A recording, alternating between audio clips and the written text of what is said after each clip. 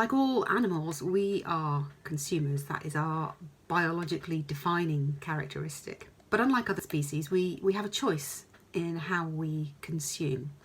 And the cumulative choices that we have made as a species so far have brought us to a frightening place. If we're only focused on apportioning blame and scoring points, we're never going to solve the problem.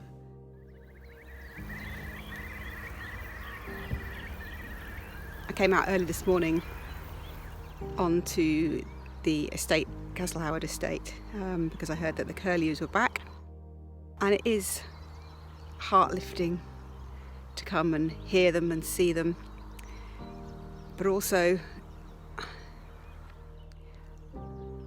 I'm wary of celebrating it too much because it's just one pair. I think there is a real danger of complacency, certainly with the Curlew, because the fact that they're just attempting to breed every year doesn't mean that they are being successful.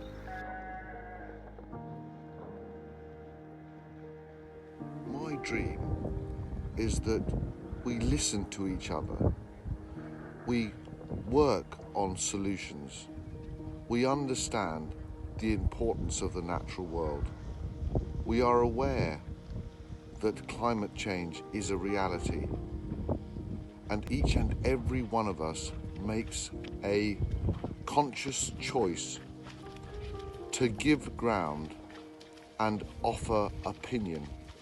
Cattle are a part of nature. Cattle are ecosystem drivers, but they are still a part of the farmed system.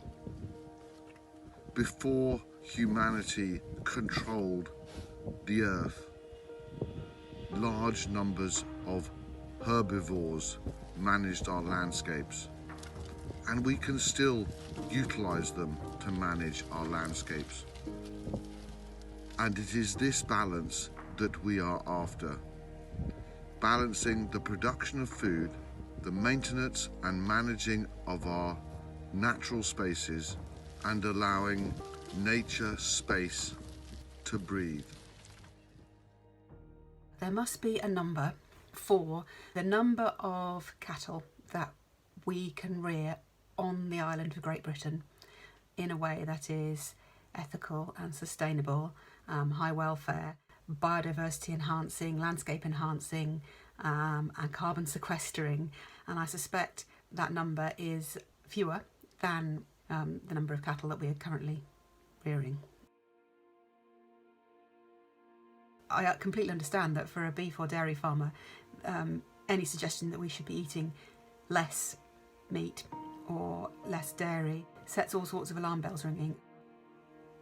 How much can we produce? And then how do we go about ensuring that that is still a profitable way for those farmers to operate and produce a product that people will enjoy and value, and maybe consume less of, but in a way that not only that they enjoy the product, but they're aware of what goes into producing it.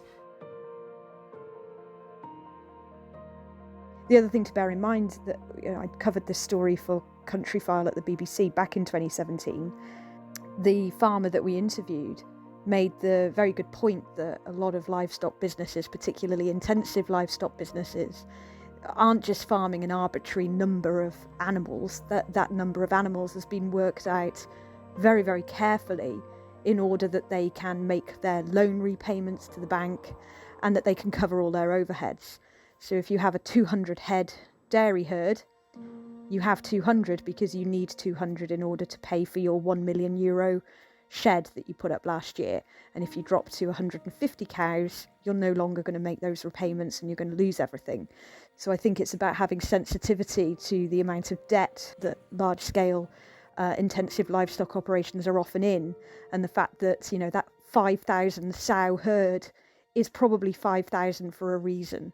It's not just, as often the narrative is put across, that they're just growing and growing and growing and growing because there's some kind of obsessive expansionist mindset in the industry. The numbers often tally with the debts.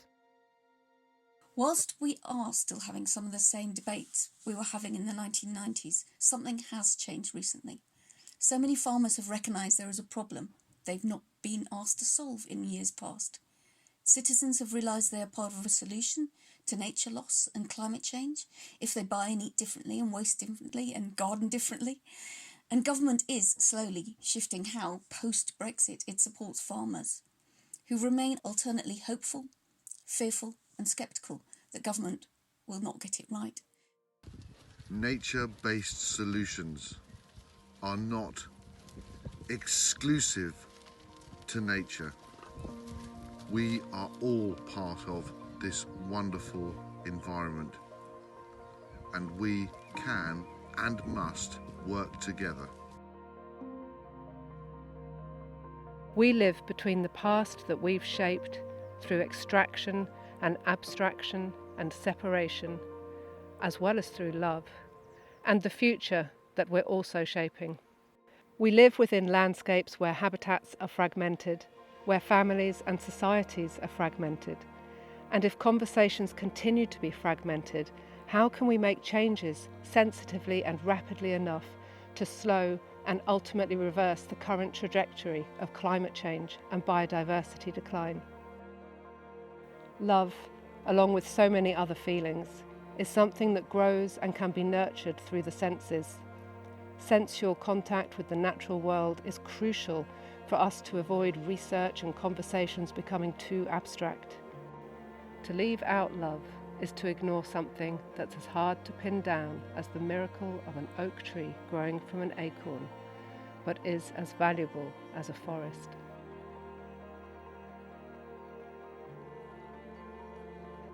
What I'm really interested then is that you're left with the moral dilemma. Is it right? Is it appropriate to raise livestock for consumption?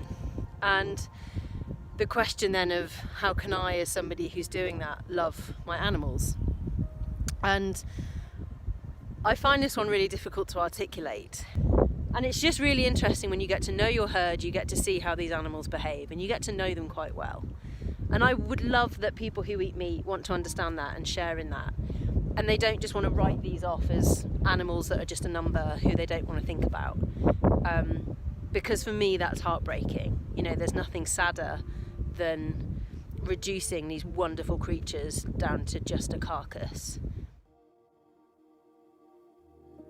So coming back to carbon, my role as a farmer is to produce food. But for me, that also is about managing and supporting these ecologies to function as abundantly and with as much diversity as possible. And aligning that with the communities within which I exist and I'm part of and I contribute to. How can these communities support abundance and diversity?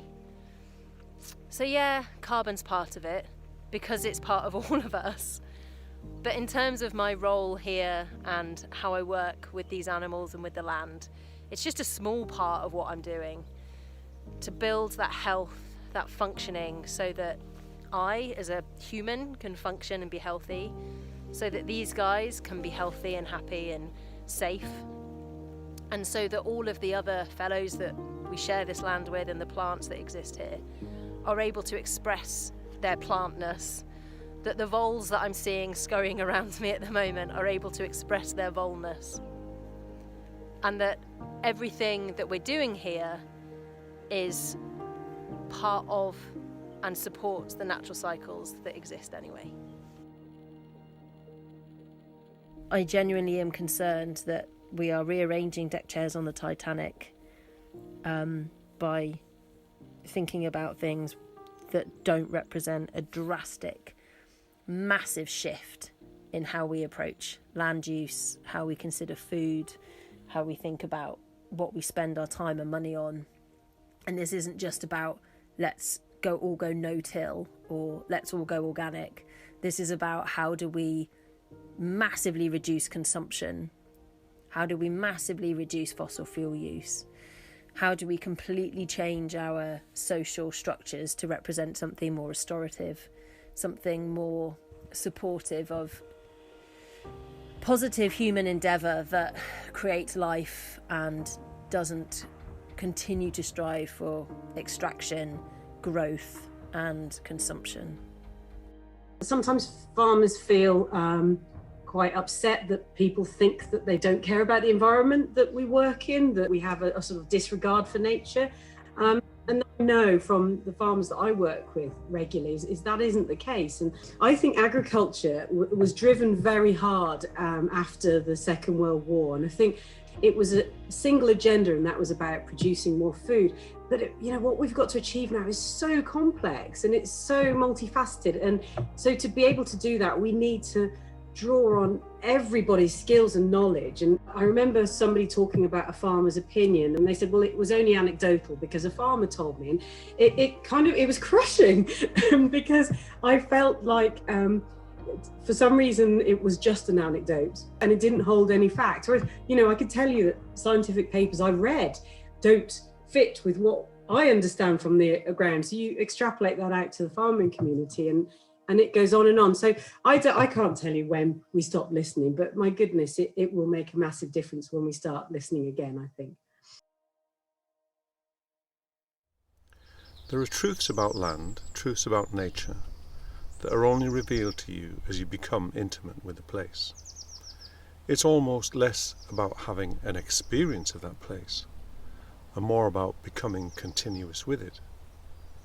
Because not only are you in it and working it on a daily basis, you're actually shaping it. You are, as a farmer, in some senses, a sculptor of the land, a shaper of nature. And to be able to do that successfully, you have to know the land and you have to know nature. And by being in it day in, day out, year in, year out, you come to know it in ways that you never could as not only a tourist, but actually someone who is, say, doing some scientific studies in that place. It's a whole other type of knowing.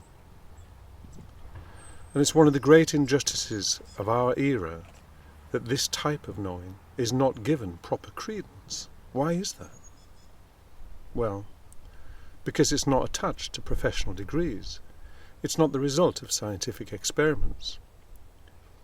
It's not tested in the same way that the scientific method tests the knowledge that is put forward.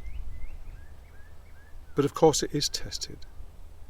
It's tested through the practice of farming, of utilising that knowledge to successfully rear livestock, to manage the land, to deal with all the challenges that a year of nature brings. Of course, it's tested over generations. You don't need that farmer to identify him or herself as a regenerative farmer. What we just need to do is gently urge them to modify what it is that, that is quite often nearly there already. And, I look at South Shropshire, beautiful part of the world. The farmers down there would happily fit into a regenerative farming box. And yet when I was working down there in the summer, would one of them admit to it? No. Not at all, because they're not comfortable with the language, and it's owned by another group.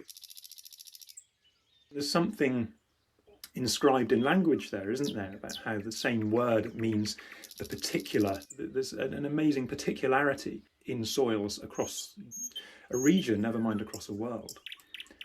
But at the same time, it speaks to the universal, it speaks to the world itself, the biosphere, Earth, the entity in which we all exist and all life exists.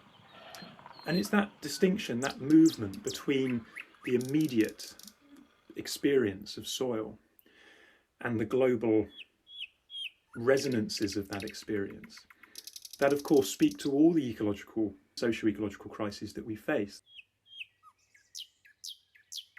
One of the reasons I look at the 19th century is this mid-19th century moment when there's a German chemist called Justus von Liebig, and he publishes Organic Chemistry and its applications to agriculture and physiology, which is a dense sounding book, and it is at times, but it's a very important book because what he argues in that is that soil is inorganic.